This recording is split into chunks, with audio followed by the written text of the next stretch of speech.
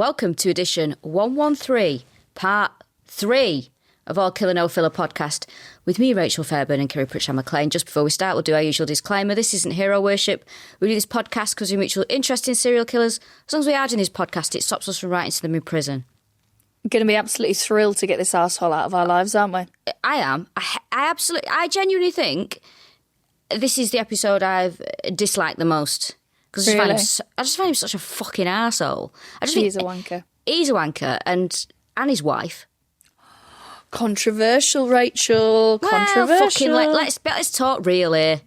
Also, we've got these. If you're watching this on, if you're one of those people that has to watch a podcast, we have these. I've got these big earphones on, which I fucking hate them. It's like, what am I landing a plane now? Just with a head the size of mine, nothing. You can't. I can't wear a hat. I can't. It's just ridiculous. How are you? You look nice. Thanks so much. I'm good. Yeah, I'm fine. I've got. Oh, here we go. Big yawn.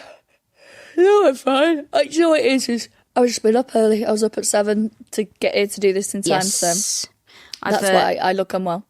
Tim has an ear infection. Tim's ill. Rachel, no. No, surely not. I still cannot get rid of whatever that chest infection that I had after Edinburgh. I cannot get rid of it. It's like completely wiping me out. Yeah, I've just still got a cough, and I got it I started having it in Sweden, so it's been a month now. Not the old Swedish cough. It's which is actually a sexual move. It is. It's very modern. Oh, very modern. I love that as a phrase. I don't know where to start with this episode. Wait, we were going to talk about something. What was it we were going to talk about? There was something I was know. Like, say that on the podcast. Also, update. Yesterday, I was in Manchester Piccadilly Station, and I can't believe what is happening in this world. Another man with patches on his bag that didn't match the man. Like, it was an older man who, I think he worked for the rail company because he had like a thing. And he had this, like, his work coat on and then a normal rucksack. And then he had, like, 2 patches on his bag. One of them said, "That's a terrible idea. When do we start?" And then another one was like, if you can read this, you're too close. I was like, who are these men with these patches that don't match their personalities? It is blowing my mind. Maybe it's always been there and I've never noticed. Yeah, like when you're learning to drive and suddenly you see learner drivers everywhere. Yes, exactly. What else do we... I'm sure do you know what you just made me think of then? You know when you're on a train, I bet you've got strong views on this. Oh, That's God, what I'm seeing you up for. You know when you're on a train and I think it's like the train manager, they check the tickets and they also do like the voiceover, for want of a better word, the announcing. Yeah. Uh-huh. And how do you feel when they're like treating it like a gig? You know, when they're like, you can get some stale sandwiches for £3 and the Wi-Fi's not working, so maybe you've got to talk to each other. I hate it, but also, here's what I hate even more, right? And I was thinking this yesterday, I was on my way back from Manchester.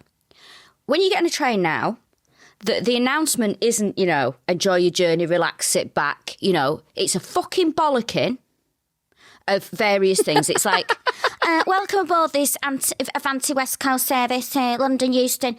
Just to say that can you check the tickets, make sure it's the right ticket, because if you haven't got the right ticket, you will be charged, and it is up to £120.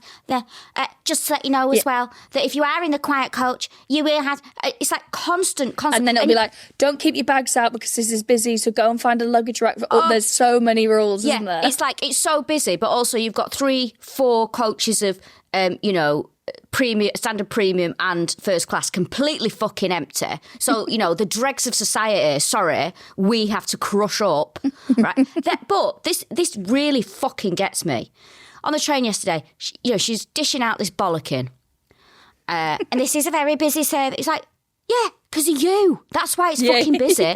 And Because then you cancel trains all the fucking and then time. the fucking bollocking, which went on for a good fucking 4 minutes, the golden age of travel, eh?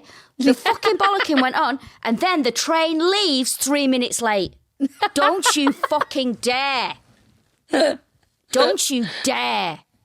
I honestly... I can't. I am at the point now where it's like this constant fucking... Right, just so you know, you're all pieces of shit and you probably haven't done everything right and I'll be coming round to check in a bit. It's like, we are in this country being ground down. If you think about it, right, think about people that have to get a train every single day to work and that train is constantly late by minutes or, lots of, a few minutes or 20 minutes or whatever.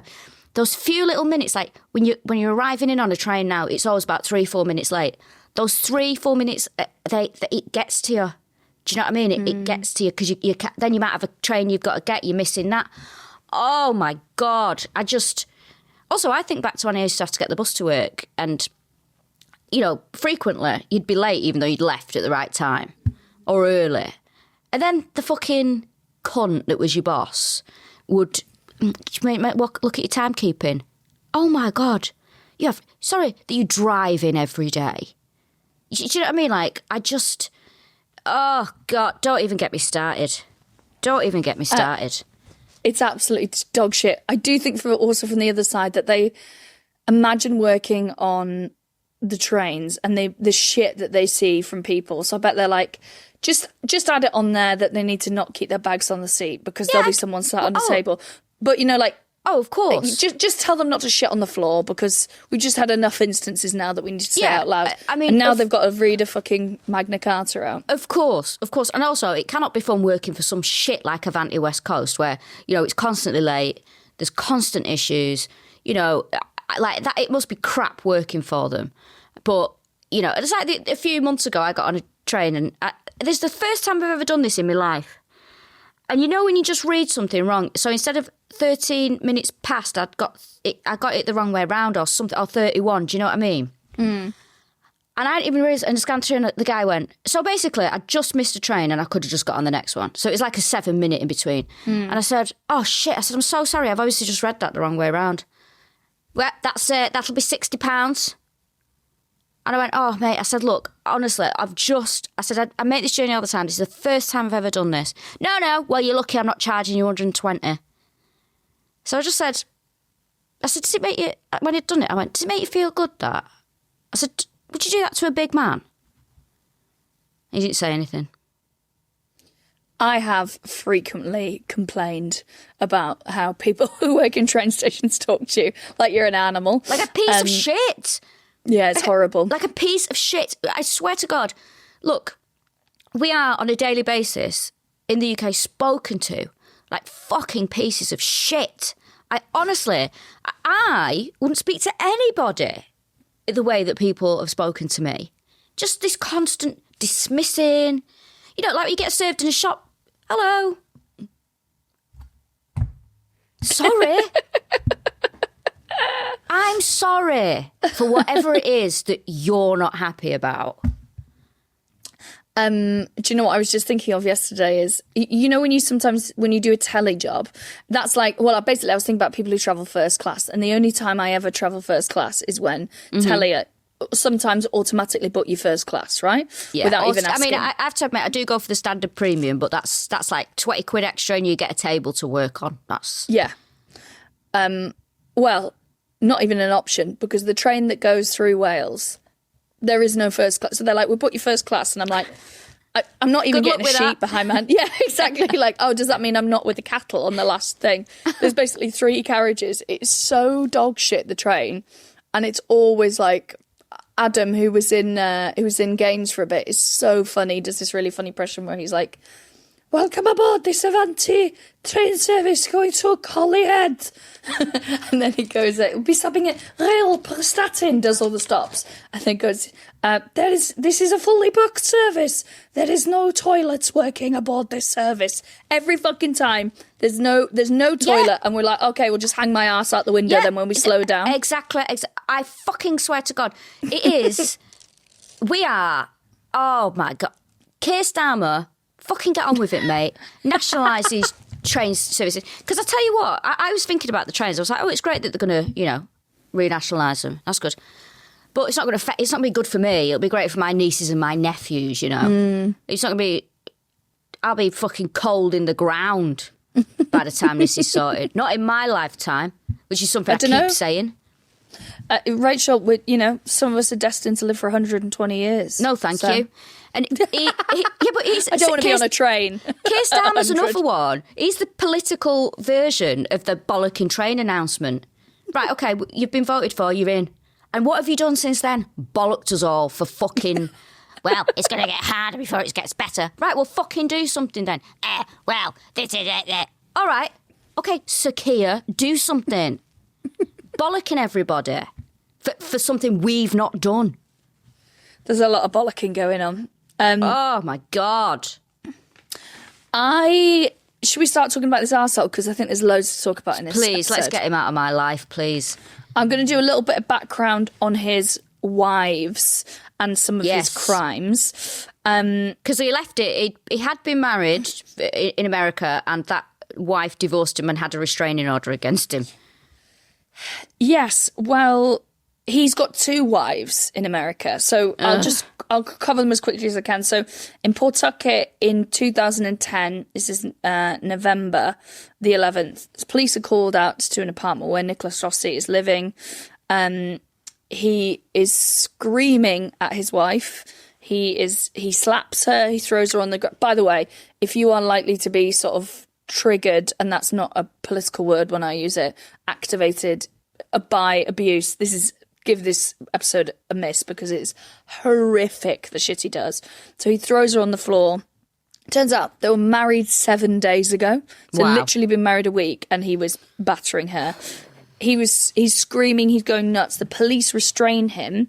They put him in the car, and he starts smashing his head against the bars on the window of the car to the point where they just pepper spray him. And then he stops doing it. It's very excellent police in there. Yeah, I was going to say it's very, very rare that I'm pro police, but what an efficient way to do it. Now he pleads no contest to this, and then is put on probation.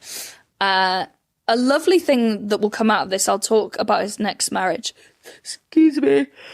Oh, every time she say marriage, she gets yawns. She's been hypnotised in Blackpool. A nice thing that comes out of this is a weird thing. He attracts this media circus, right, as Arthur Knight. That leads loads of his exes and women that he's assaulted to come forward because they realise it's a pattern of behaviour, which means that, the court cases he has going on against him, there will be more. There absolutely will be more. But also, all the women have reached out and they're all in a Facebook group together. Ah, lovely. I would nice. kill to be in that fucking WhatsApp group. Oh, can you imagine?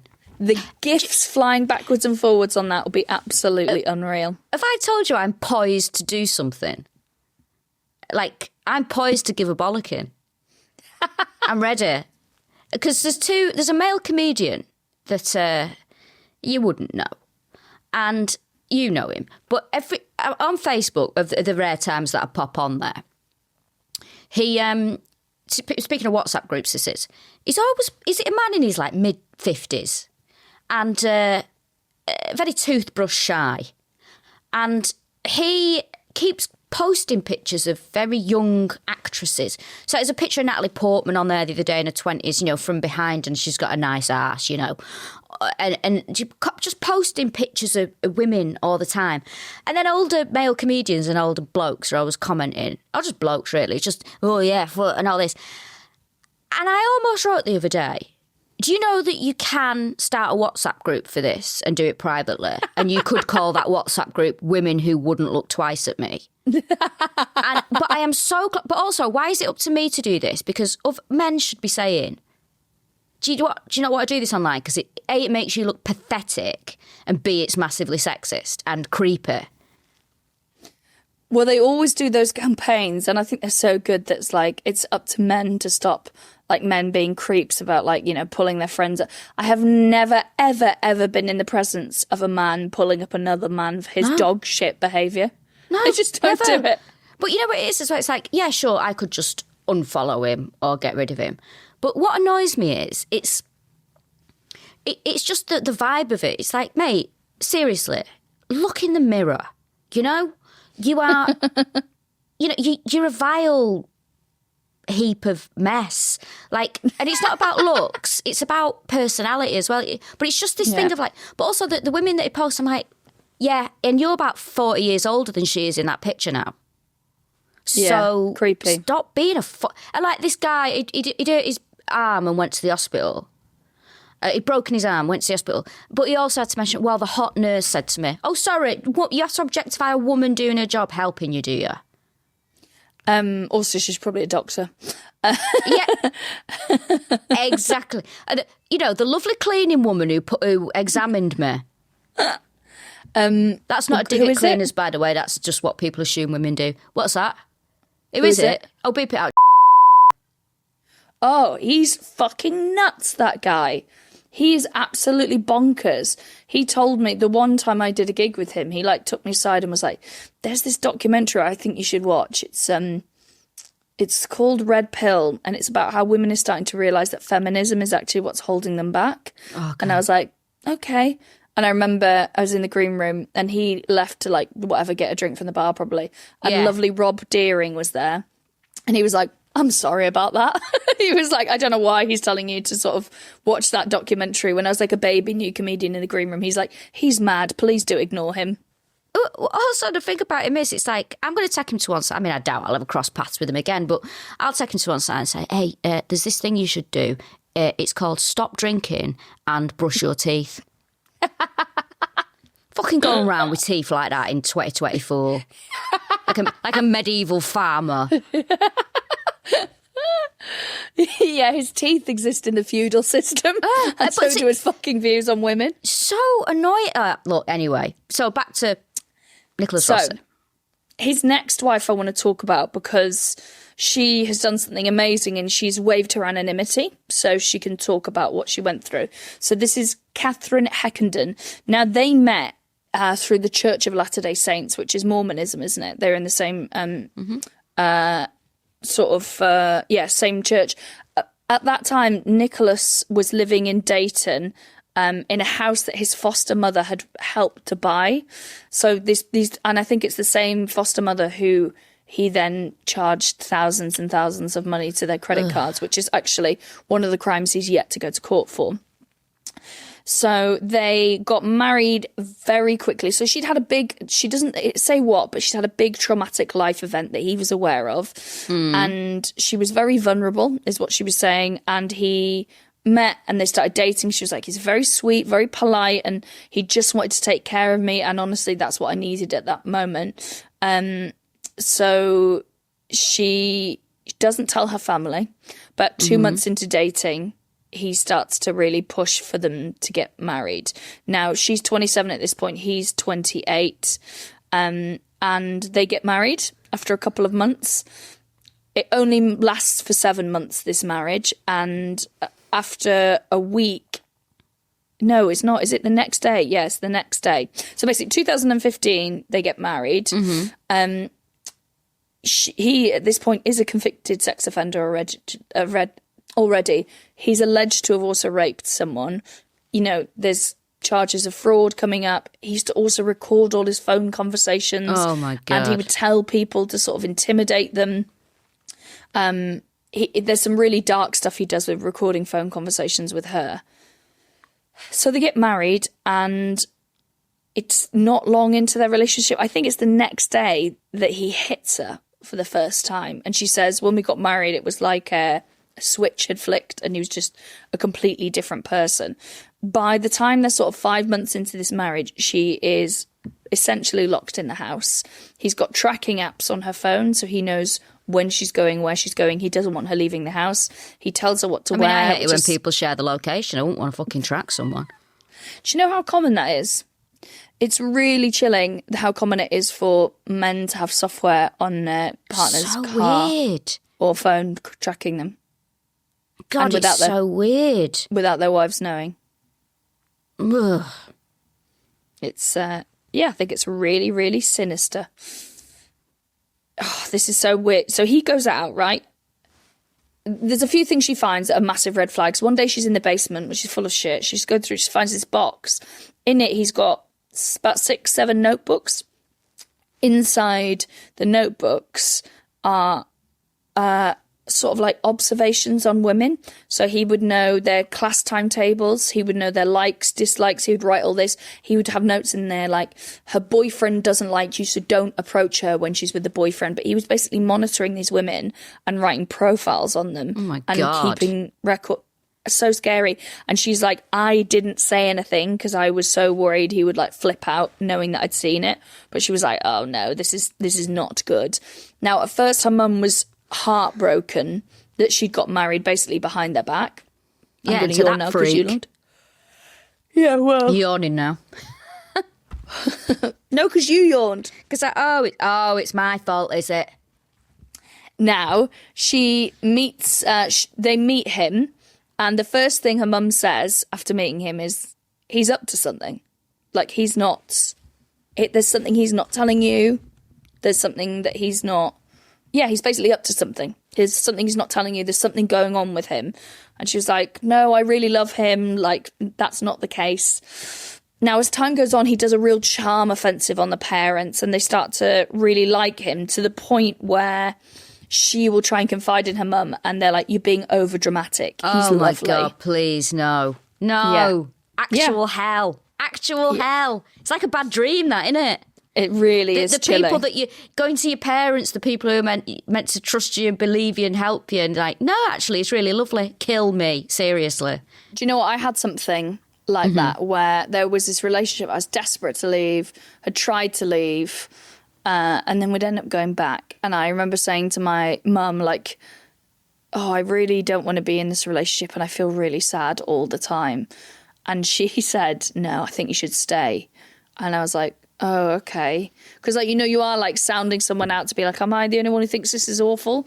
And I was like, oh, okay. And she went, let's face it, Kiri, you can't have two workaholics in a relationship. She basically said, you're lucky to find someone who puts up with you. And I was like, okay. And so it was one of the reasons I went back. I was fucking mad. Yeah. Go back to that lazy bastard. Yeah, you can't have two people who are motivated. Like, okay, all right. Oh my God. That is not correct. No, yes, that's terrible advice. Please, no one put that on a magnet. You cannot actually. I think that's the worst kind of relationship you can have, one where someone's very driven and busy and the other one doesn't do anything. Resentment will build. Yeah, of course, from both sides. Yeah, absolutely. Yeah. Now, so there's all this going on where her parents have basically been groomed. They think he's this fantastic guy. He dresses really well. He's very refined. He sort of sells the idea. They say that. I think he just dresses differently to what they wear. GCSE devil. That's what it is. GCSE devil. The incel hat. He's not got the hat. Oh no, he has got the hat. He's in that emo kind of era where a fedora isn't yet seen as the red flag that we know it is now. Now then, this is so horrible. So 19 days after they're married, the police are called to the address because... the 19-day itch. He is accused of domestic violence. And it's because she smokes e-cigarettes. He wants her to quit. And she's like, no, I'm not quitting. Like, or I can't, or I don't want to, or whatever. He grabs her by the wrists. He drags her into the bathroom and he locks her in there for 2 days. What? And this becomes, he locks her inside the bathroom for 2 days. This becomes quite a common part of their relationship where he will punish her by locking her in the bathroom for different amounts of time. Also, what he'll do is they'll be arguing and he'll, he Darvos her so much throughout this. So they'll be arguing. She'll be getting more and more het up. She'll be screaming, kicking off. And then he'll phone her parents, go completely calm and like, can you please calm your daughter down? I don't know how to speak to her when she's like this. Oh my God. I hate him.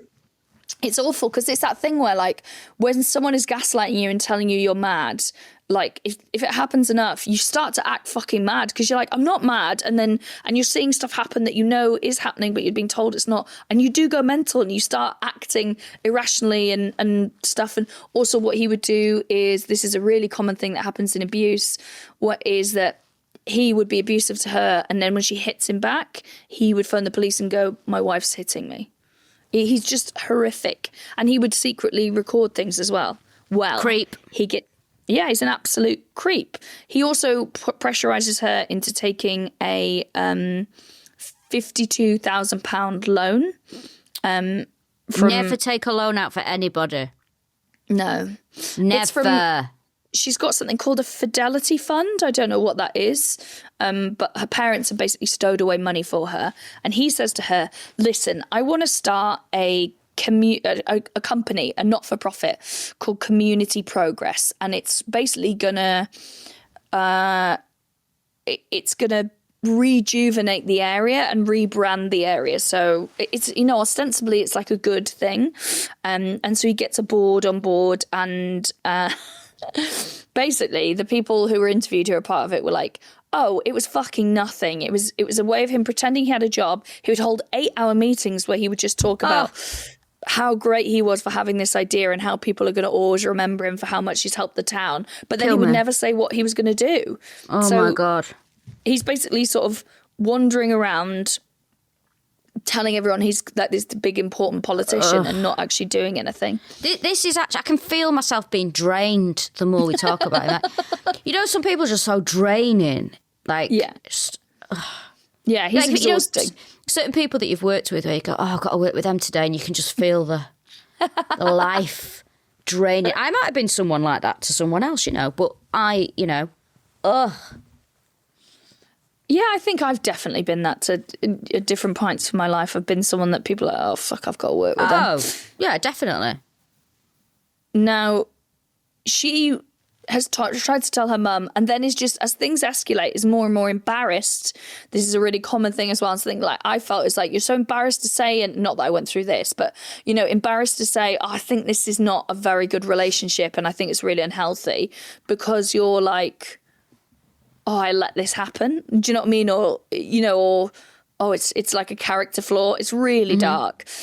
So it's escalating. He is starting to attack her more and more verbally and physically. So he goes out one day and he comes, this is so awful. He goes out.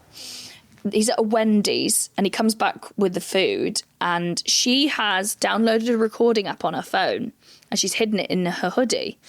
And she puts it on there, and he walks in and he's like, she must have been acting differently and nervous about the fact that she's like recording their conversation. And he's like, what's going on? And she's like, nothing. And he's like, give me your phone. And she's like, no. And he's like, give me your phone. I need to update something on it. And she's like, no, I don't want you to have my phone.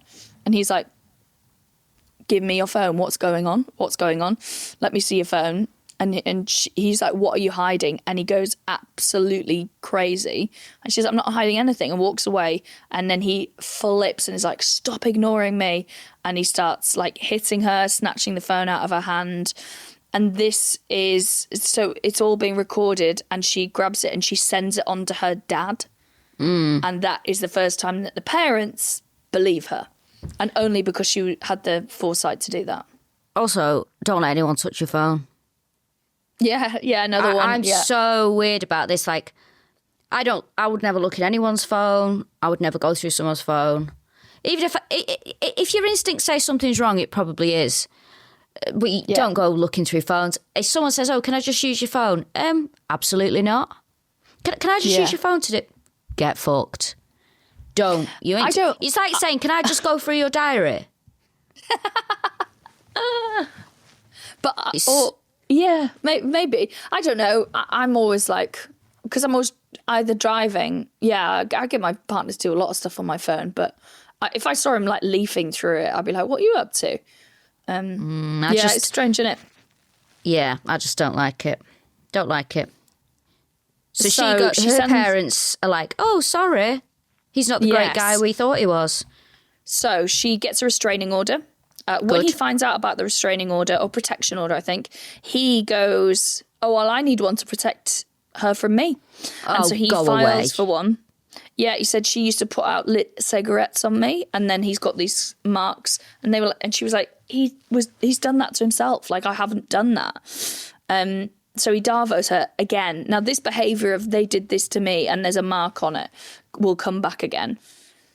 So they file for a restraining order. Then they go to court for a divorce. The judge, now it's really hard to get him in court because they're trying to file papers for divorce, and he realises that. So he starts, this is in 2010, wearing disguises around town, walking with a stick, wearing wigs, wearing hats, so they can't serve him because they can't recognise who he is.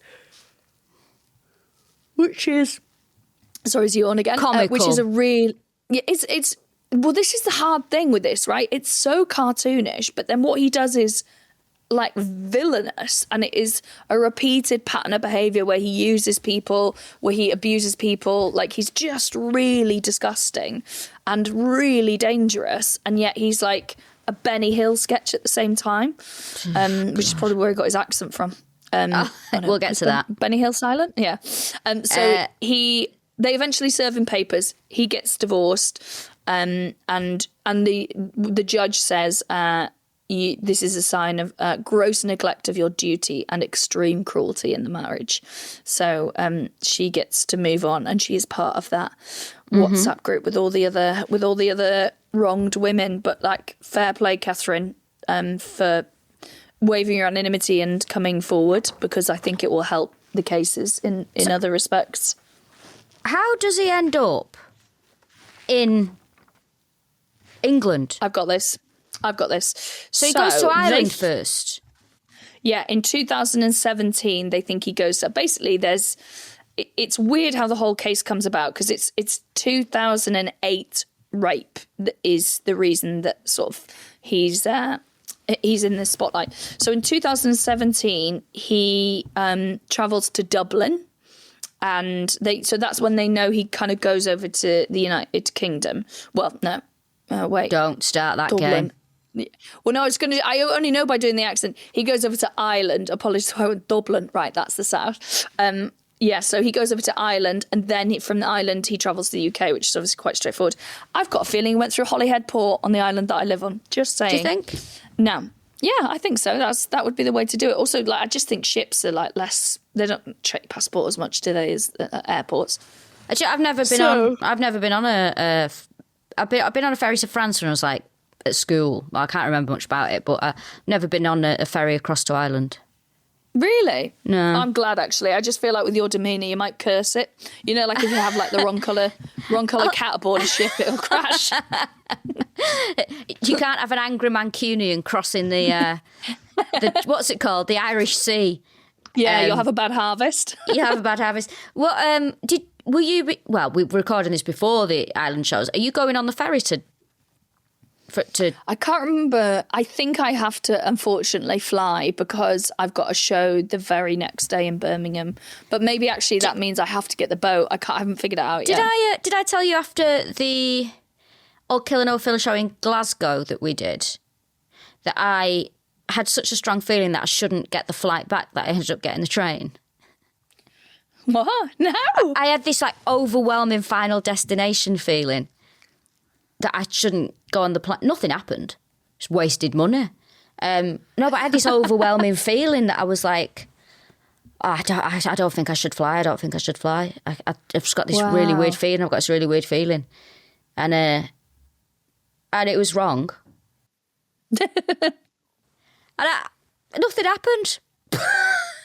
It was like, not that I wanted it to, may I stress. Yeah, but I can imagine you being like, of course, as a plane goes down, and you're the only one feeling absolutely vindicated. Yeah, exactly.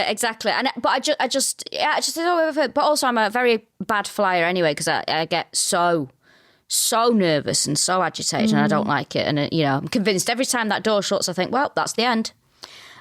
So I thought it's better for everyone that I just go with my instincts and get the train instead. Anyway, he's got to the UK. He's in Britain. He's in England. Yes. Now I've got, how do I do I'm going to talk about Arthur Knight, I think. Let's give Arthur Knight an overview. So up until now, the creation of Arthur Knight. Yes. So, so Nicholas Rossi has disappeared. He's died, of course, of non-Hodgkin's lymphoma. He's been buried at sea. They dropped his ashes at sea, and he had wanted something close to a papal funeral. Now, in November 22nd, 1986, Arthur Knight is born in Ireland. His parents both die. We don't know how. He has got no passport. He has no birth certificate. He is raised in a children's home, an unnamed children's home in Dublin. I was raised in a children's home that doesn't exist. Well, do you know what's fascinating? If you listen to Arthur Knight's accent, there is terrible. I actually don't think it's that bad, but there's not a fucking trace of Irish in it. No. And it's just like a very sort of English accent. It's like when The Simpsons do a British accent. Yeah. You know how Americans think that we sound, like we think Americans sound a certain way. So he has, and do you know what I will say about the Irish accent? The Irish accent, I'd say Glaswegian, I'd say Newcastle as well. It never comes out in the wash that. It doesn't matter how long you've lived somewhere, you will always sound like you are from there. And it's so weird that he doesn't have any trace. Bearing in mind, Arthur's story is for the first 14 years of his life, he was raised in Ireland. Now, in this children's home, there's horrific conditions. This is where I think it's interesting. I do think that Nicholas Rossi has pulled on parts of his own life to create Arthur Knight's, you know. I think he probably was in a children's home at 14. I think it probably was horrific. I think he did have a gang of mates that he ran away with. But Arthur Knight says, yes, he and this other group stow away on a ship to London, which is like... Oh, my God. Look, you can't even get on a train with the wrong ticket. You ain't stowing away on anything, love. Also, this is happening in 2000. I just don't think people are still stowing away on ships. It's not, you know, like the story in my family about my great-grandfather came to England from Australia. It was that he was 15 years old and he lied about his age and worked on a ship. So that is plausible because that was the 1800s, you know? Whereas this, 2000 and whatever, give over, mate.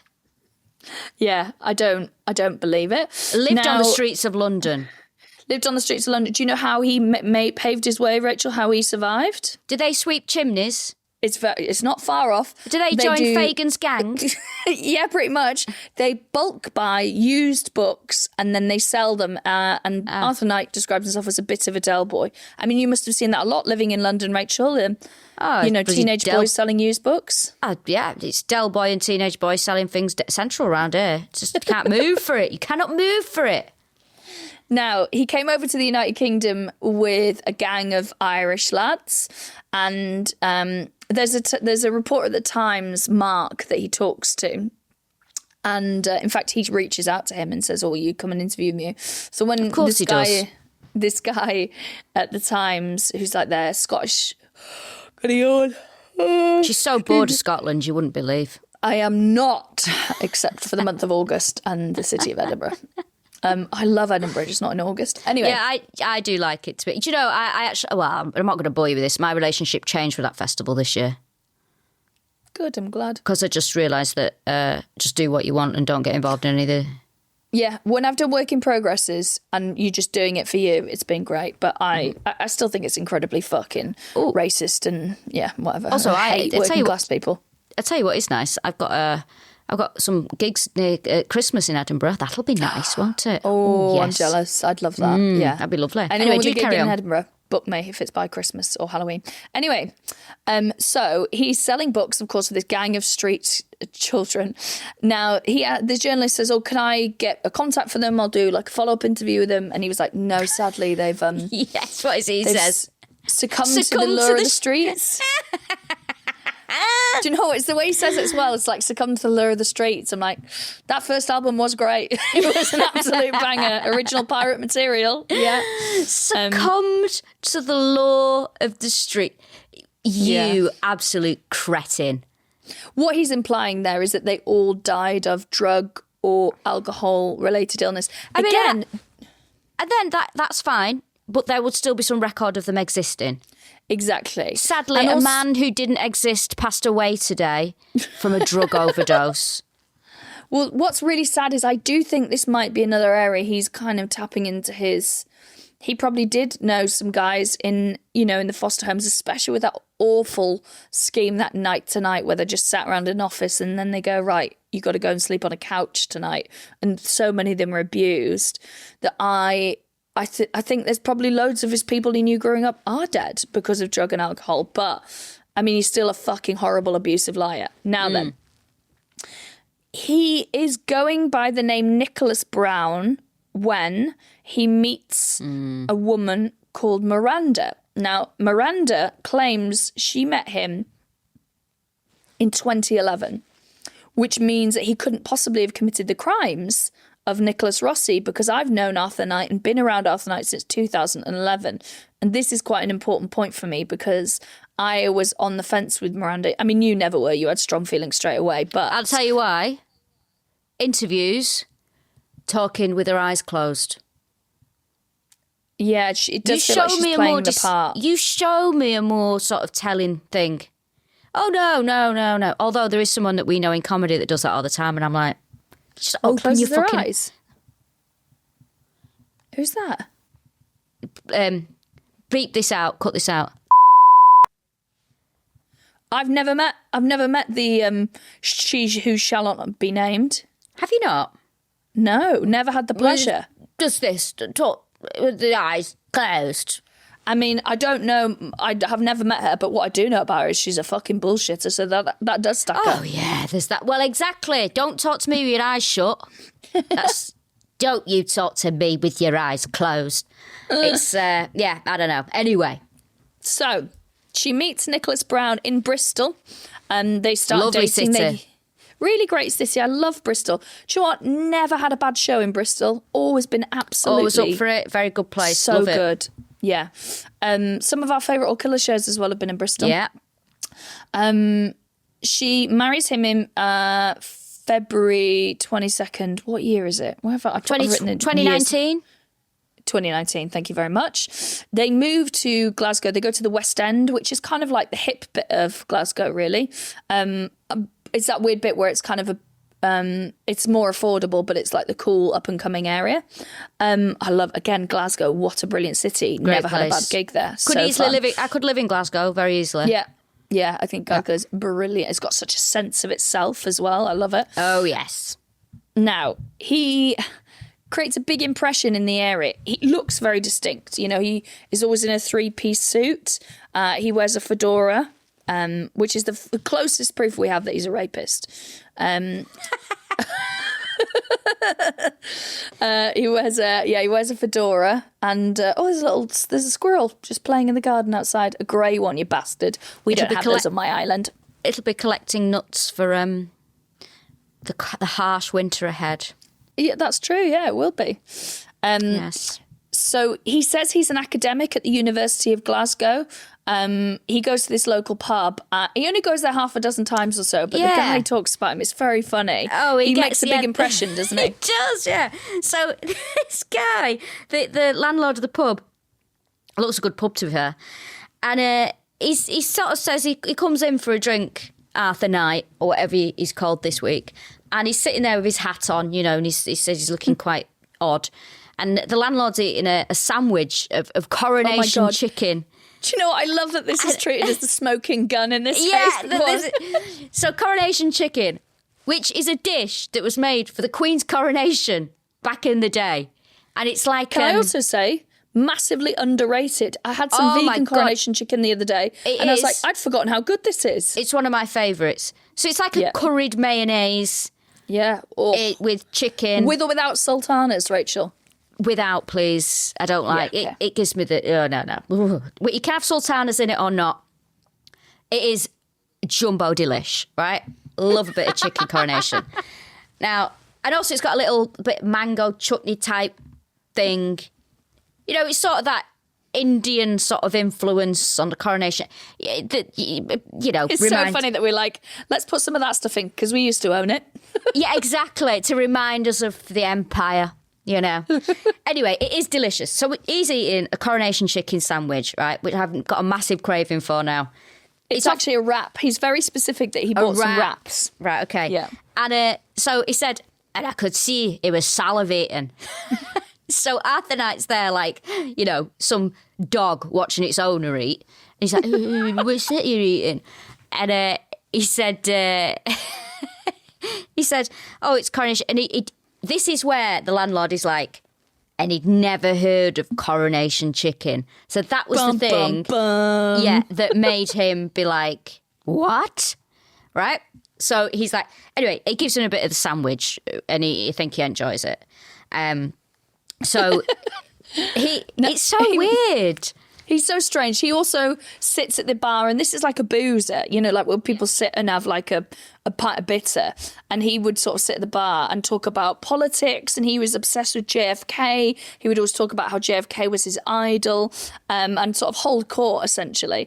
And apparently while they were sort of like pulling pints behind the bar, he'd be like, no, if you want cocktails, you should see I make a killer daiquiri. And they're like, no one in this bar is asking for a daiquiri. Nobody wants daiquiri. You're in the West End of Glasgow and it's 2:00 on a Wednesday afternoon.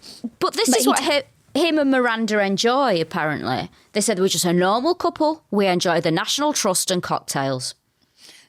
Genuinely, it sounds like my partner and I think we get on very well. Oh, God. He's so he says he's an academic. Now, when he sort of tested on that, I guess, by the journalist, he says, oh no, sorry, I'm writing a kid's book on religious education, and I'm also a PR specialist. Oh, also, what I meant to say is I privately tutor people who go to Glasgow University. That's what I meant by that. So, like, there's just so much unravelling. He's a liar. Now, I'm just trying to... I'll keep talking through this and then we'll go to how... No, actually, I'm going to jump out and talk about how he was found and then come back to this. Yes. So 2020 hits. Yes. What a year that was. What a great year. We're going to go back to 2019 when actually COVID did start. David Levitt is the county attorney in 2019. He gets elected in Utah on basically a reformist ticket. He is a Republican, but he is like, I don't think we should have the death penalty. I do believe that prisons should be places for rehabilitation, which gets him fucking massive enemies. Like, there's just the police don't really like him, you know, like, but the public have said we want something to change. So one of the things he says is, we have got a backlog of literally thousands of rape kits. Why don't we the whole point of having a database is we can run those rape kits and we can find and solve these crimes. They're just sat there doing something. So he really pushes that. Again, the police don't like that because that's loads of work. So they found a rape kit from 2008. So this is 11 years ago. This has been sat there for 11 years, this poor woman. And it comes back with a match for someone who's already raped someone, and their name is Nicholas Rossi. So they look into him, and it's escalated up to a federal level. They can't find him. They do have pictures of him on file with very distinct tattoos, which we will talk about later. So they escalate it up again. And during the investigation by the FBI go, well, technically he's dead. It was like run because he was kind of involved in politics. The death notice, the obituary rather, was sort of shared. And the FBI go, this doesn't sound like he's really dead, though, this whole ashes at sea stuff. So they are the ones who do the sort of deep dive and go, well, you know what? He only went to Dublin a couple of years ago. So he goes on their most wanted list, and they also send it up to Interpol. So Interpol put out a sort of notice about him. Now, they say, we think he's moved to Glasgow. They tell the Scottish police, and they realise that they said he might be using this name Arthur Knight. So they track him down. They go to the house. They knock on the door. Miranda answers, and they said, is Arthur Knight here? And she says, oh, no, I'm his wife. He's not here at the moment. And they said, okay, well, we're here to arrest him. He's a suspect in a case. She said, you can't arrest him. He's in hospital. He gets COVID. It's 2020 and 2020 he gets COVID. He is described at that time as being the sickest patient on the ward at Queen Elizabeth's Hospital in Glasgow. That's a shame. He's very unwell. I know, no justice, is it? Why is it like, you know, like people I love who died of COVID? And if you anyway want to write either us some kind of fucking message to say, that it isn't real, you can absolutely go and fuck yourself and find another podcast to listen to. Yeah, I mean... But, you know, when you see, like, he bounces back from COVID, you're like, there's no fucking justice in the world. No. So they go to the hospital. Now, he has these very distinct tattoos. There's one of a Greek titan. Yeah. Do you know what the other one is? It's like some weird shield, like heraldry. What is it? Do you know what it is? Is it something to do with the computer game?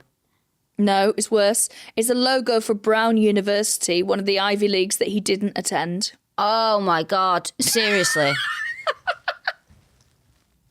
I hate this guy. I hate him. Fucking... Isn't that...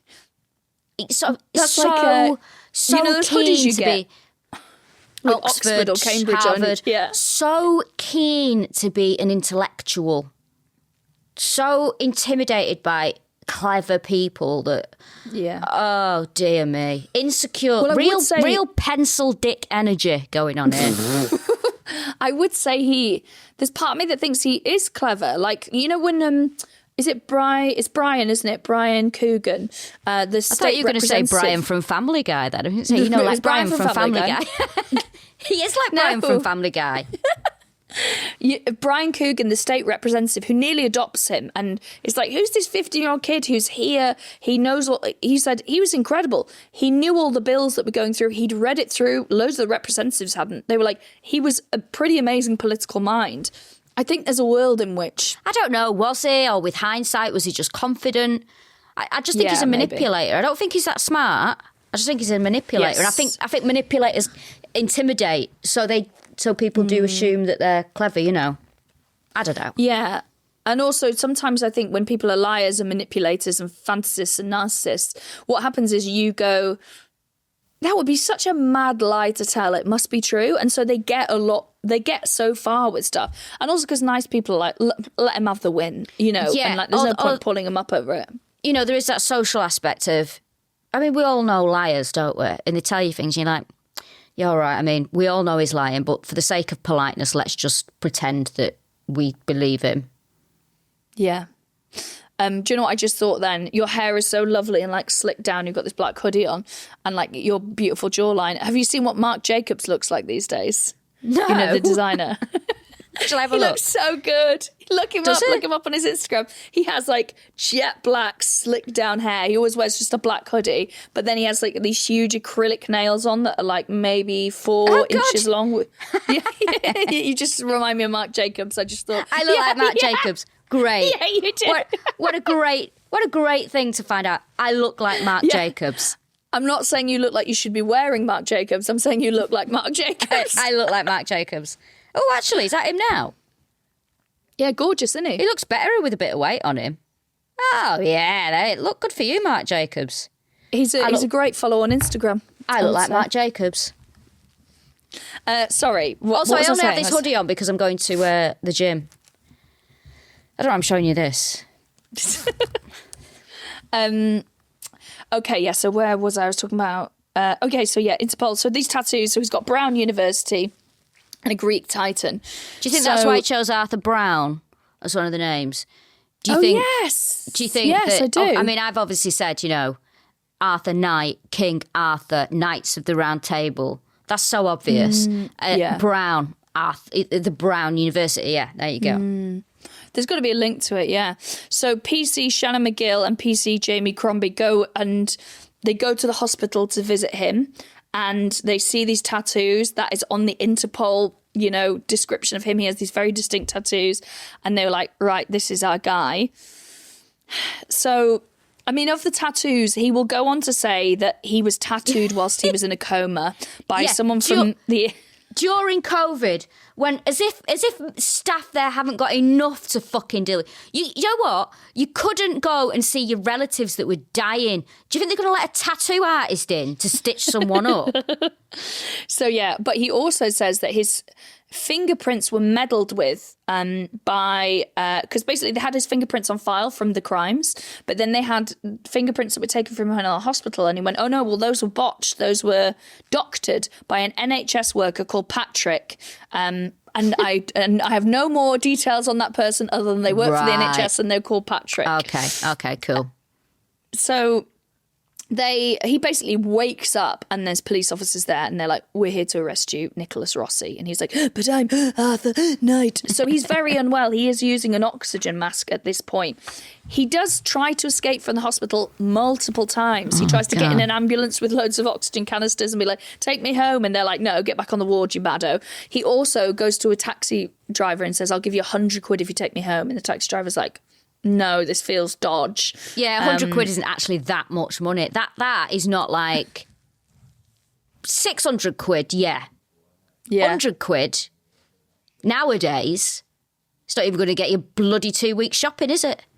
No, yeah, you're right. Also, 100 quid, you're like, I know what taxi drivers are like, where you going? It's raining, I'm not going to take Exactly. 100 quid is a bribe to a child, not to a taxi driver. If I said to my niece, right, I'll give you 100 quid if you hide this spider in my sister's wardrobe, they'd be up for it. Because 100 quid is £1,000,000 to a kid, isn't it? Yeah. So the taxi driver refused to take him and the oxygen canisters home. Now, Arthur Knight and the oxygen canisters, what a great band. So all this is going on. He's arrested December 2021 because of the tattoos. Mm-hmm. He's trying to do these runners, and he's holding on as long as he can because he's like, I'm unwell. I cannot leave hospital. And they're like, he is really sick. Now, what happens is they go to discharge him. They said, okay, you're well enough, but he knows now as soon as he gets discharged, he's going to get arrested. So the consultant is there and says, okay, you're well enough. And he was like, no, I don't think I should leave hospital. I'm not well enough. And they were like, no, you are. We need to free up the bed. It's COVID times. People are very unwell. Don't know if you know, mate, there's a fucking pandemic on. And he's like, but I can't breathe and I'm immobile. He says he can't walk now. And they're like, no, well, you're getting out. Otherwise we'll get security to remove you. He fucking leaps off the bed and goes to attack them. And someone stops him just in time. And he's basically in August of that year. So August 2020, maybe 2022. That is where he is put in prison in Edinburgh for going to assault the people at the NHS. So about this time, he claims as well, if the oxygen mask is taken off, he will die. Yeah, currently, when you see interviews with him now or around the time before he was, before everything, as we'll get to in a bit, he's been interviewed with Miranda and he's there fucking, it looks like a cross between Bane and Toad of Toad Hall. He's got like a... Do you know what it reminds me of? Do you remember the kid on Malcolm in the Middle who was a wheelchair user as well? Oh, I've never seen it. And he would take a breath after, that was part of, his thing. So, by the way, all respiratory experts are like, no one can speak like that and uses oxygen like that. This just isn't he either needs that oxygen or he doesn't, and he doesn't. Oh, and they've removed the oxygen from him before now for various things, and he's survived, even though he said he would die if it was removed. So, I think the mask is 1, is a way of concealing his face, 2, it's a way of concealing his voice, and 3, if he talks like this, he has more time to think. I think it's literally, that's what it is. It's like, when you get heckled and one of the rules you say is, if you get heckled, repeat the heckle into the microphone so everyone's heard it, but also you're buying yourself a few seconds to come up with a comeback. Yeah. And I think that is what he's doing. So things are kind of escalating, and then he does a big fuck up here. Well, one of the many fuck ups. This is where he reaches out to the Times journalist, who's already been given a heads up that there's this mad case going on.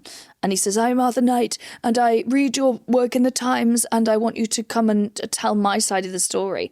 So he goes over, he interviews him. Apparently this house is insane. There's religious iconography everywhere. There's pictures up of Winston Churchill and Paddington Bear. There's a jar with the words... Paddington Bear! I think he's in on it. Paddington killed the Queen and he's in on this. There's also a jar with just the words holy water written on it. Oh my God. And then apparently they've got a beagle called... where are you off to? Like this? Where are you going? Oh my God, I've got one of those. Do you know what I got that from the cathedral in Liverpool. I got one of those holy water bottles, and this is so bad. When I was a teenager, I used to put absinthe in it, and then I'd squirt it in our mouths on nights out. Wait, did you just rub holy water on your head? Yeah, it's actual holy water. It's from Walsingham Abbey. It's from a little. Right. It's from when I went to the thing to the shrine. Is that why you look so young? Because I'll try it. Oh no, that's blood of yeah, of virgins. No, I just got it from. I think I just kept it. It's quite a nice little thing, isn't it? You know, I'm not religious, but every so often, my little going through Catholic school sort of never leaves you. And it's sort of you like the things. You know, I like rosary beads, and you know, I like a quick pray. You like you like the fun bits, right? You like the look, and you like the nice comfort bits, right? Yeah, I don't like the oppression. I like, you know, or the guilt. It's like when people say Catholic guilt. Not got any. Thank you. Really? No. Like what about what? All the child abuse done in your name? Oh, that's nothing to do with me. Fair, yeah, absolutely fair. I think men should take that on. Oh, I agree. Yeah. So he's back at home. This journalist is sat there. There's really funny interviews with this guy. He can really tell a story in person as well. He sat there in this mad flat, and she's like, "Oh, he's not ready yet." Miranda is like, "He's not ready yet." So he sat there. There's this beagle called Toby wandering around, and then there's a miniature poodle, I think, called Oscar, who keeps attacking him, and he's drawing blood. Yeah. It's got a muzzle on at some point, hasn't it? Yeah. And she's like, "Oh, sorry, he's been castrated, but he still just is like this." So then she's like, "I'll go and get Arthur." He's biting, he's not fucking him. So he comes through in a wheelchair. She wheels him in, and then she kind of lifts him up and puts him in this wing-backed armchair. And that's when the interview begins. Now, he's dressed in a three-piece suit. Again, he's got his fedora. The whole impression, and this is what the people in Glasgow said, is that in the pub said he would look like he was trying to come from old money, like, you know, that he's sort of refined. So someone says on a documentary, actually, it's really interesting. I think it's the extradition lawyer says a big mistake he made is making a media circus. Yeah. Like, if he wouldn't have done this, he probably wouldn't have been extradited. So what happens is the journalist interviews him, finds out about his miraculous life growing up in Ireland, and it says, why do you think all this is coming out against you? Now, bearing in mind, he says, "I'm Arthur Knight. I've never even been to America." Yes, I've never even been to America. And he says, "Oh, I can tell you why. David Levitt, the county attorney in Utah, is obsessed with me, with bringing me down. And I'll tell you why, is because he said the Scottish authorities are mere puppets in all this." And he says, he is a paedophile. He is a paedophile. He and his wife run a satanic, cannibalistic paedophile ring in Utah. And that is why he's coming after me, which doesn't make any sense if you're an unknown Englishman. So he says this seems like nonsense, but he also puts it in June 2022 on Arthur Knight's website. He finds some rumour somewhere years ago where someone said, "Oh, you know, Arrival," it basically said you're a satanic paedophile. Yeah, I think pretty much anybody with any modicum of power or place in the public eye, no matter how small, will be accused of being a satanic paedophile. Yes, agreed. But because there's these breadcrumbs from years ago, and he was like, that was all investigated and debunked, Arthur Knight jumps on it and goes, that's why he's coming after me. He's distracting from the fact that he's a paedophile. Anyway, because David Levitt had come in on this reformer bill, had pissed off loads of people by making the police do their fucking job, and from winning, and for not being pro the death penalty, all his enemies round on him and go, "Oh my God, he's a paedophile. He's a paedophile and he's going after this poor guy."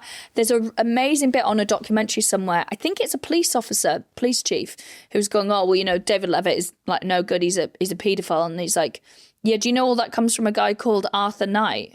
And he's like, yeah, Arthur Knight, that's the guy who emailed me and gave me all the info and it's all there. He's like, "Do you know that he has changed his name and he's a like convicted rapist who's thought of raping other women?" And the guy's like, "Let me just check my paperwork." And they were like, "Did you not check to see if Arthur Knight was a legit person?" And he was like, "I'm just going to have to come back to you on that one." And he just completely gets found out. And you see him being like, it's so obvious they've stitched up someone because they're a political enemy. And it's so mad. So this goes on Arthur Knight's website. The next day, poor David Levitt has to do a fucking press conference. And the press conference is him standing there basically in tears saying, "I'm not a paedophile. My wife is not a paedophile. I've never eaten a child. I've never abused a child." Like, having to say that stuff out loud. I have never eaten a child. Yeah, calling a press conference to be like, I've never eaten a child. I am not a cannibal. I've not even a nibble. Not even a nibble. And even if I was, I wouldn't eat a child. So, and then he basically, I mean, he now has bought a castle in Scotland and is living, a nice life. Living his best life in the castle. It's really, really grim. But here's one of the many fuck-ups he makes. He goes after the Scottish authorities a lot and says that they're these puppets of David Levitt. It's an international global conspiracy against this fucking academic in Glasgow. Like that would happen. Like anyone's that organised. And then with this extradition order, he should have never been extradited. But this is what happens. So he gets a lawyer. For the case. So first of all, they have to extradite him, then to try him. So he gets a lawyer. She says, so my client, Nicholas Rossi, and he's like, it's night. She calls him the wrong name. She doesn't call him, like, I'm on his side with that. I would be pissed off. He says that she's a mouse and then sacks her. Now, he goes on to sack 6 lawyers. Right. And is I can see where this is heading. He's representing himself. Of course he is. But he's mainly representing himself because he can't find anyone else to do it, right? Uh-huh. While he's representing himself, there's, again, as I say, huge media circus. He comes out, he's in the street going into the court in a wheelchair, and someone is like, is this all a big game? And he's like, no, the game is afoot. He's literally quoting Sherlock Holmes. He's enjoying it. He's loving it. He's loving the attention. But don't forget, this is a guy who as a teenager was like, I'm going to be on the cover of Forbes magazine. He's always thought he's entitled to people's time. His intellect, his ability, his standing is worth people's time and admiration. Now, he turns up to represent himself in a dressing gown with purple silk pyjamas underneath and some slippers with the Prince of Wales insignia on them. It's absolutely nuts. At one point, he's wearing a judge's robe. Another one, he's wearing some, like, what a rabbi would wear. Like, it's fucking... He's also the same age as me, and he looks, I would say, considerably older than me. Looks horrendous. He looks bad. Do you know what? I've got a great thing here about his uncle. Where is it? So his, his biological father, Jack. Yeah. How can you? Alaverdian. Alaverdian. Yeah. So he was not a good dude. The family had a restraining order against him because he was really violent and really tyrannical force in his upbringing. But he, here it is. So about this time, January 12th, 2022, Jack has died. He hasn't had much to do with him. Obviously, there's a restraining order against him, but there's a memorial on that day, on January the 12th, 2022.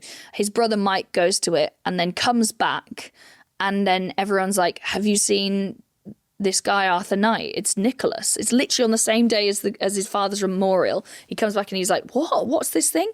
And everyone's going, Nicholas has jumped countries and is pretending to be this guy called Arthur Knight. The uncle says, I don't know, that's him. I mean, it really looks like him, but he does weigh more than I remember him weighing, and also his accent's different, so I don't think it's him. And it's like, when you watch this guy and you're like, I've never seen anyone so fucking fake in everything. You're like, who would that fool? And you're like, his uncle, as it fucking turns out. Well, it's... Look, I don't know. These people. So, his uncle is about the only person who doubts that it is, well, and Miranda, if you listen to what she says, but... Well, she's going to say that, isn't she? Yeah, but she's also, well... So, he's I'm representing sure we'll get himself. to that. We will get to that. He calls his own press conference at one point. Ugh. Yes. Now, he turns up and there's not enough people there and he goes fucking mad. So there's not many journalists there. Well, let me just say, Arthur Knight, that is a sign of a poor performer. It doesn't matter how many people are in the audience, you still deliver the show. Absolutely. He calls the BBC. He calls the Scottish correspondent at the BBC to bollock them in front of everyone, on loudspeaker, telling them off for not attending. Then he does, this is another absolute fucking rubber stamp of a cunt of a man. starts talking about the Magna Carta. I've never seen anyone God. talk about the Magna Carta that was an absolute fucking loon. I've never heard anyone mention the Magna Carta who actually knows what it is. You don't know what it is, do you? So he talks about the Magna Carta a lot, and then he says, the real story here isn't me, Arthur Knight, an innocent academic. It's David Levison. It is a paedophile, cannibal, Satanist that you should be really investigating him. And the journalists are like, right, okay. So he is bailed, and then Well, they really, suddenly go, hang on. If this guy was a paedophile cannibal, why would, and the person that knew was Arthur Knight, why would he poke that hornet's nest? yeah, it's what, well, he's saying he's coming after him. So that's why he's doing it. So he's bailed. Now, obviously, they soon change their mind and go, actually, this guy's a fucking huge flight risk. So that he's held. He's held in Edinburgh. Is it? It doesn't look like he's going anywhere. Well, he claims he's immobile, but then he has been able to move. There's loads, you can find loads of footage of him falling out of his wheelchair, you know, like being held in his wheelchair and just flopping, trying like to being get a dead up. weight. Yeah, trying to get, There's an absolutely wild one in an interview where he's like, oh, I can't move. I'll show you, can I? I'll show you. And he stands up and then he kind of collapses into his wife's arms. Now, there's this whole big thing about the tattoos because everyone's like, well, just check his tattoos. And sometimes he's like, I've got a photo of my arm. There's no tattoo on it. And then they're like, well, come on, can we just see it now? And he's like, oh, but I'm very tired. I really don't want to roll up my sleeve. So there's all these excuses. Now, they do check, the courts do check, and he does have one of the tattoos. And he's like, yes, because I was tattooed when I was sleeping. And then a partially removed tattoo and some scarring there.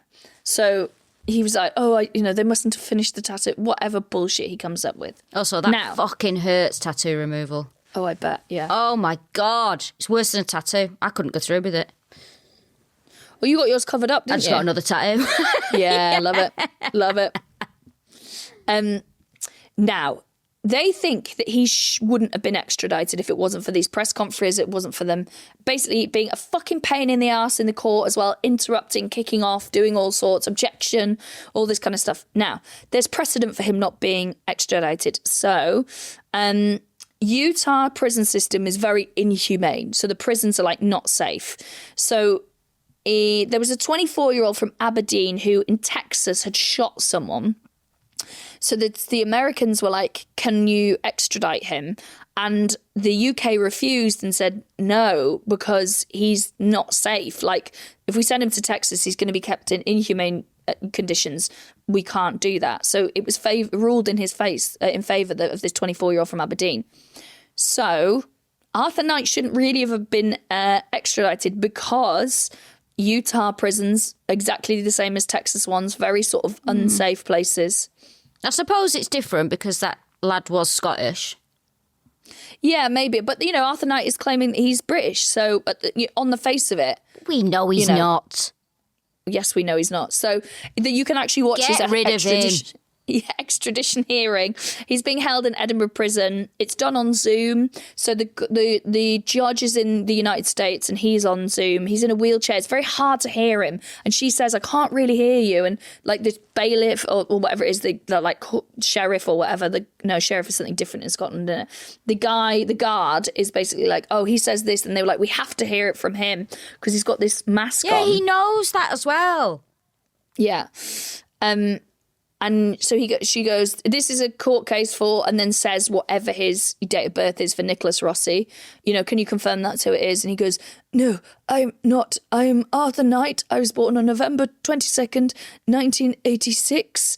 And then the judge is like, oh, okay, well, I've got the wrong number here. It's literally taking it at face value. It's like, sorry, I've got completely different details there. What's going on?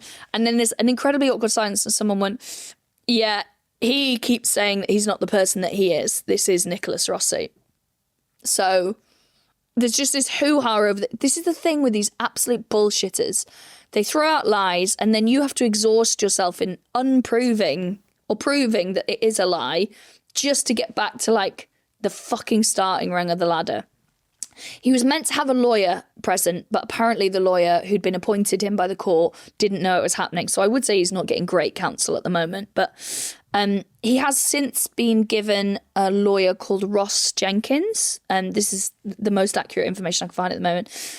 Now, before now, they've been going, he's not well enough to stand trial. His physical health is too, poor. But now they're going, we're worried about his mental health. We think that is going to be an issue. It's like, it's unraveling, essentially. Is it? So... Or is he pretending? Well, I do think that actually, maybe both. Like, just think about, like, every bit of bullshit you've done so far has got you where you wanted to be. But what you're not seeing, between frauding people and having a house and having a great lifestyle and then just fucking off to another country and then, having a wife and all this kind of stuff. What you can't see is how stressful it has made your life, right? How that you have to be on the run, that actually maybe just settling down and fucking getting some therapy and having a normal life. Like, maybe that's part of the disorder, right? Whatever fucking personality disorder or whatever he's got, is that he can't see that his life is worse for doing all this shit. He always just thinks, I got away with it, and like on to the next thing. So yeah, Ross Jenkins says, I think his mental health is going to be an issue. He refuses to confirm his name, his date of birth. It's just very confusing. The court said we need a third set of fingerprints. If he's saying that they were botched, let's just get another set of fingerprints. He's got 3 hands. That honestly would not fucking surprise me if there was a third hand in there just to keep up with this bullshit. Now, he says, no, my client can't give you fingerprints because he doesn't actually have the time. And the judge is like, he's on fucking remand. He's got loads of time. Literally, this is the only thing he needs to be doing. Get the fingerprints. So he does get extradited. Bye-bye. Which no one was expecting. He's being held in a Utah jail. He says he's been tortured there. In fact, he said he was also attacked by the Scottish authorities and he turned up with a black eye. And that's when his previous wife was like, yeah, he does that. He pretends he's been burnt by cigarettes. He will have punched himself in the face. That's what's happened there. Oh, my God. Now, he's held in a Utah jail, which apparently is fucking awful.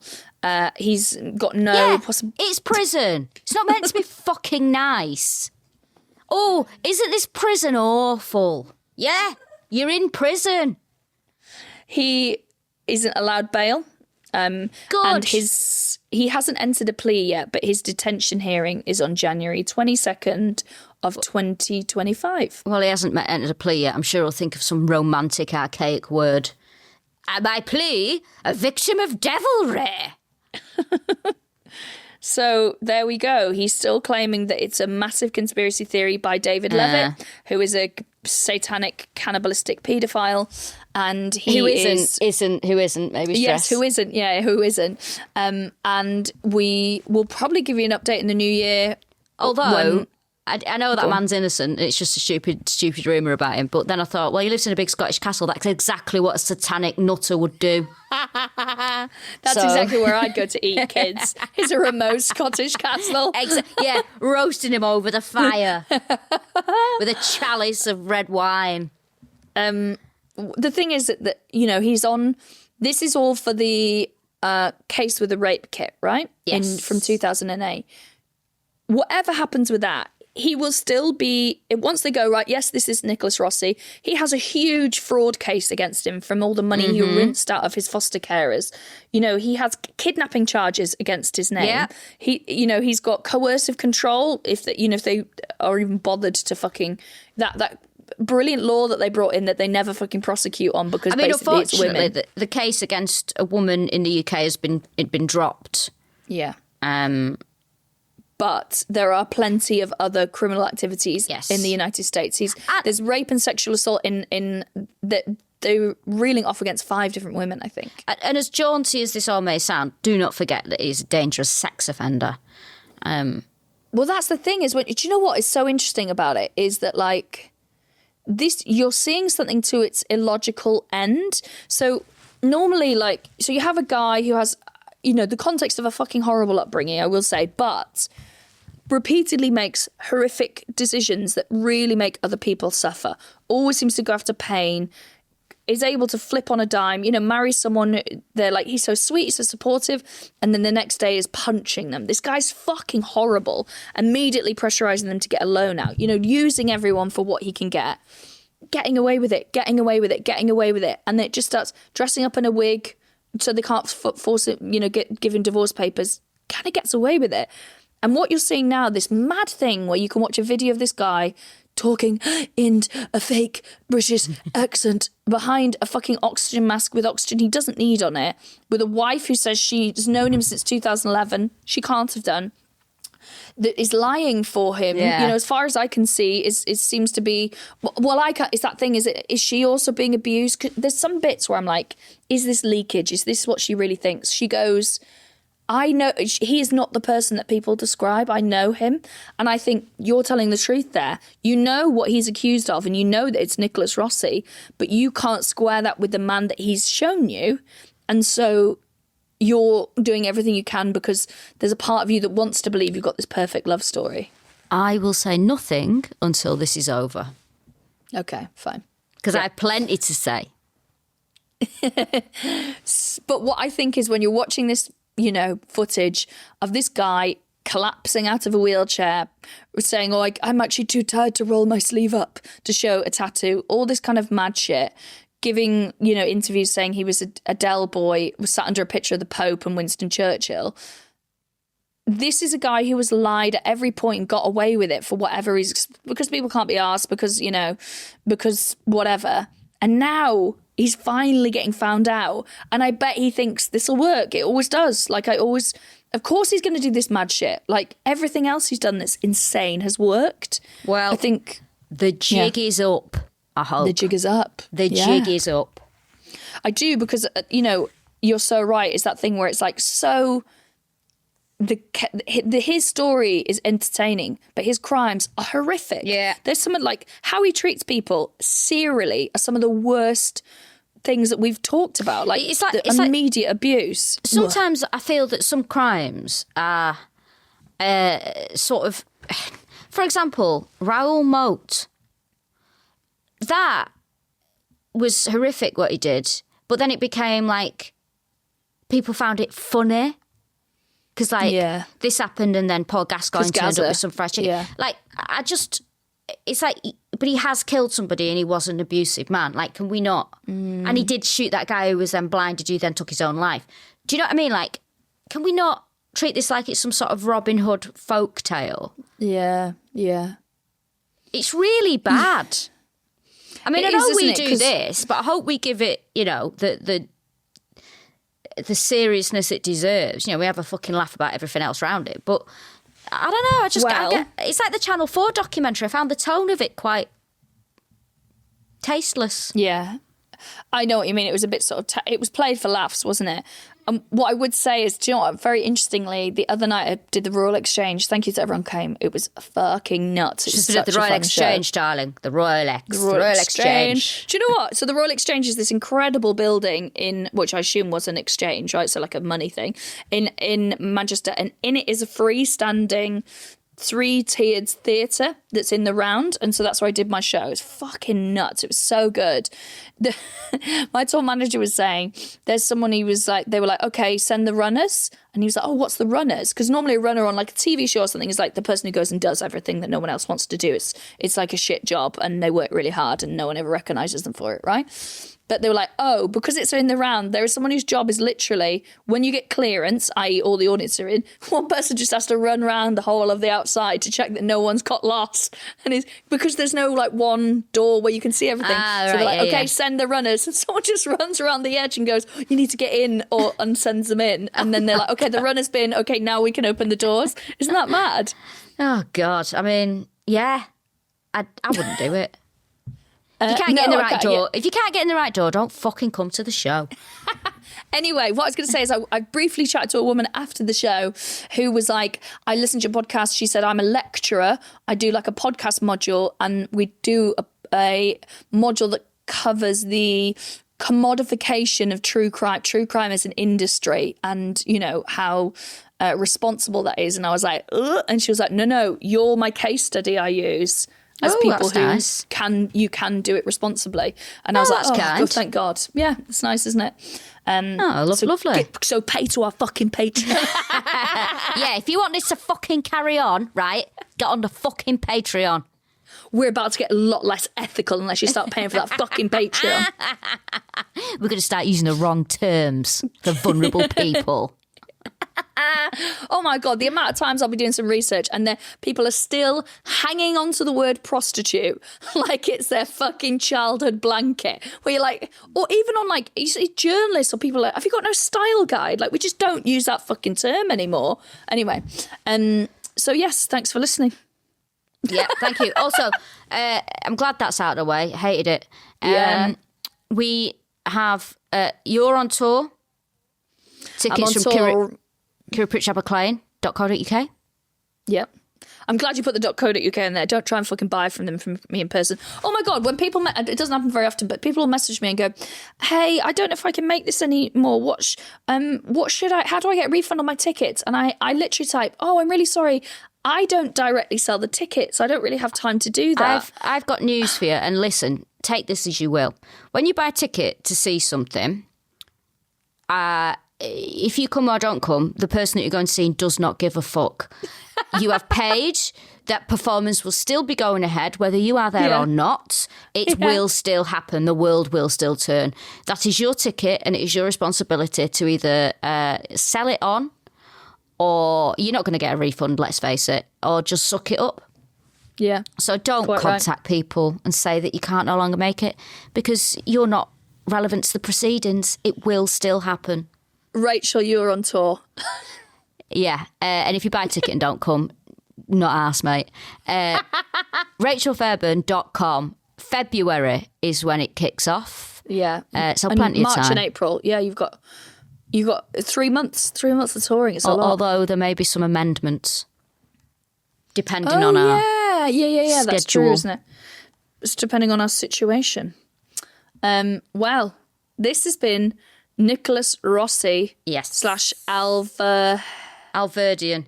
Alverdian. Thank God. I never want to hear about this man again. I never want to look at this man. Well, we'll do an update as and when, but oh my God, hated him. This has been All Killa No Filla Halloween special. Enjoy your spooky day. Woo! Oh, hang on. Oh, fucking hell.